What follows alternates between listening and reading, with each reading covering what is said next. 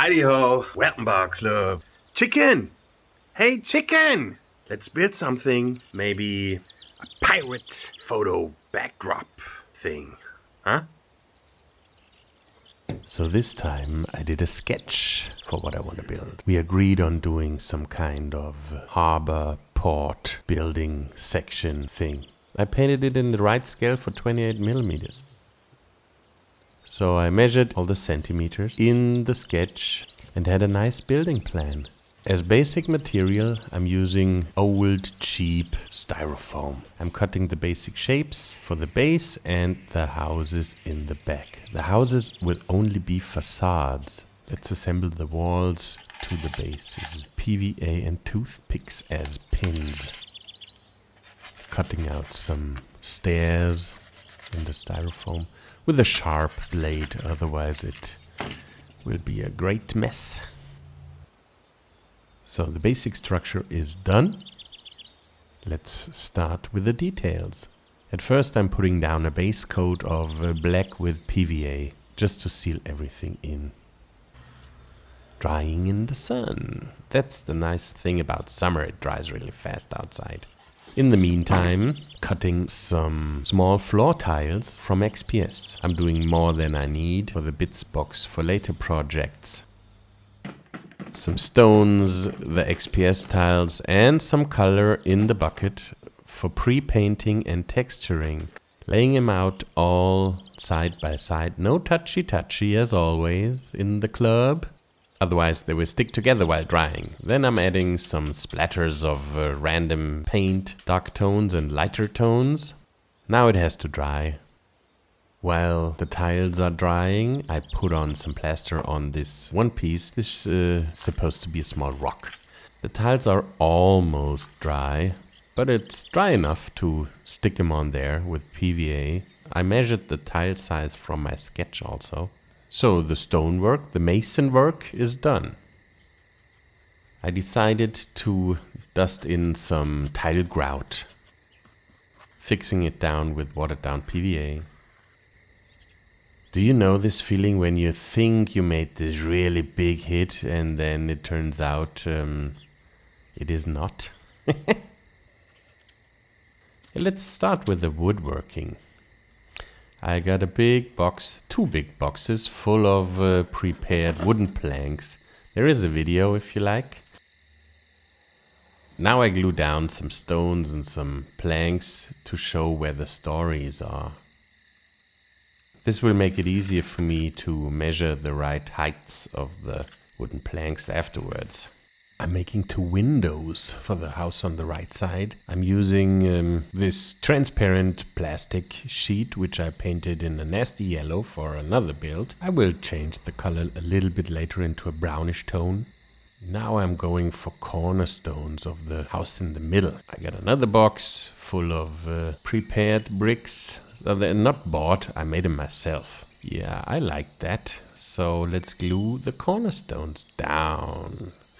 Of course, as always, with my good old friend PVA.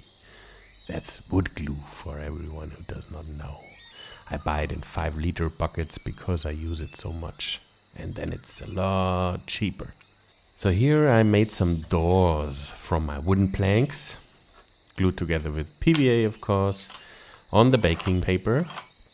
And now I will cut them to size. So this here is a cereal box cardboard I sprayed with a copper spray can last year. It's in the bit box again. Everything goes into the bits box. With the small nail, I'm pushing in some small holes. Should look like bolts or something like that, or nail holes, screw holes maybe. Now that the windows are dry, I want to put them on there. I'm cutting a hole into the styrofoam that enables me to make something with light if I want to in the background. Yeah, PVA, what else? Some smaller stones around the doors. My fingers are too big, so I'm using tweezers. And always a mini for size comparison. Would be not so nice if he had to hit his head every time he's going in and out.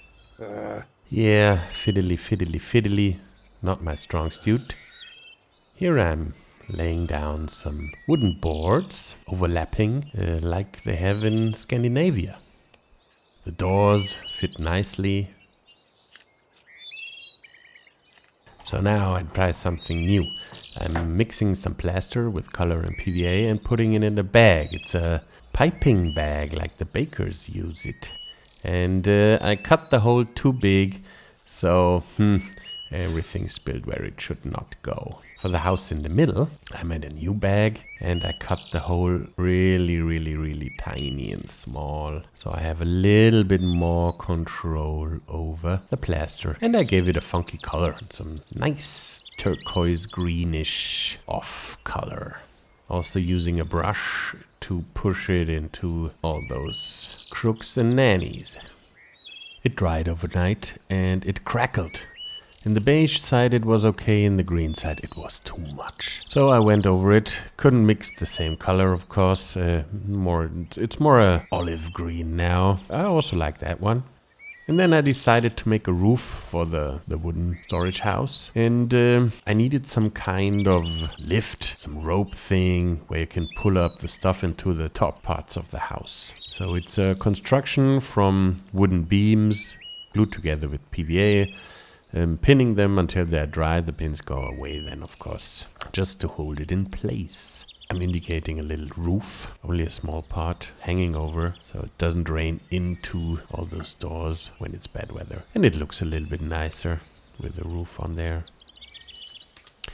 I have this jewelry chain. I bought like 10 meters of it. So this will last forever. Taking a small part and combining the wall with the hanger thing. So yeah, it looked a little bit nicer and more realistic. I have those funky toothpicks. And if you cut away the bottom part with the heart, it has this cool arrow-shaped top. I want to use it for a fence. How I store my mini paints, I got this really nice rack for the small dropper bottles and stuff. See here. This is how I store mine. Finishing the roofs. On the right small one there are already some shingles. This big tower needs some kind of medieval blocks. And the wooden house on the left also gets some more shingles. And the roofing is done. I like this kind of work where I have all those prepared painted bricks and shingles and wooden planks, and it feels a little bit like Lego.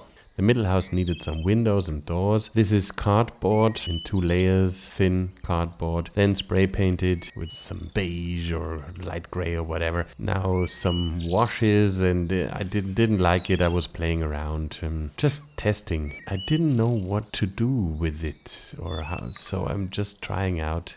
After the wash was dry, I tried a little bit of stippling dark blue. Didn't like that either. Yeah, drying in the sun.